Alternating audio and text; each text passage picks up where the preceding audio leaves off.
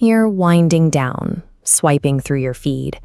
A dozen ordinary posts slide by, and then you stop. A shocking headline catches your eye. You tell yourself that checking the details is a form of preparation. If you understand the threat, you'll be ready for it. So you click. But that sense of readiness never arrives. Instead, your heart rate climbs. A low-level hum of anxiety starts building, yet you pull down to refresh, hunting for the next update.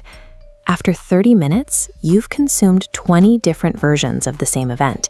You haven't gained a single piece of actionable information, but you are still scrolling. Why does our attention lock onto digital information that we know is making us feel worse? This isn't a failure of willpower. Your ancient survival systems are being hijacked by a modern digital environment specifically designed to trigger them. To understand the hijack, we have to look past the screen.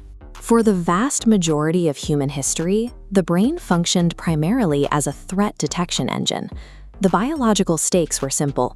Missing a positive opportunity, like a food source, might cost you a meal, but ignoring a dangerous threat could cost you your life. This chart shows the negativity bias. One negative event outweighs several positive ones. One criticism outlasts a dozen compliments. The same applies to loss aversion.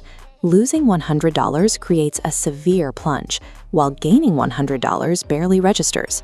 Your brain prioritizes avoiding losses to survive. Modern news triggers these pathways by introducing uncertainty. A shocking story leaves frightening, unanswered questions. What happens next? Could this happen to me?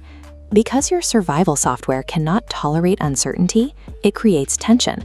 You keep scrolling in a desperate attempt to find the information that will finally make the world feel safe again.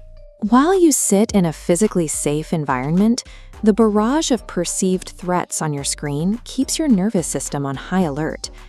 Digital platforms exploit this. They compete for your focus by weaponizing emotions like fear and outrage, the specific triggers that your brain is biologically unable to ignore. Every time you click a negative headline, you feed the system data. This flowchart shows the loop.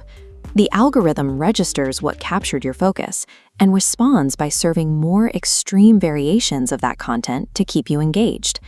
As the system prioritizes shocking content, ordinary life vanishes. This model illustrates the distortion.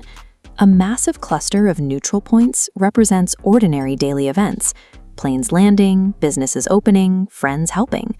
The feed ignores them to highlight only a tiny fraction of extreme anomalies. Your brain is optimized to notice unusual events, not to calculate averages. When you consume a feed of highly selected disasters, your mental model of the world shifts. You eventually confuse what gets reported with what actually happens most often. You can stay informed about global events without giving every headline unlimited access to your mind. The goal is recognizing that an event being loud doesn't automatically make it your priority. There is a practical difference between gathering facts you can act on and remaining in a state of emotional alarm. When a headline makes you feel anxious, pause before clicking. Ask, am I seeking information to take action, or am I seeking temporary relief from uncertainty? If you do click, force your brain to find the context. Check how statistically common the event is.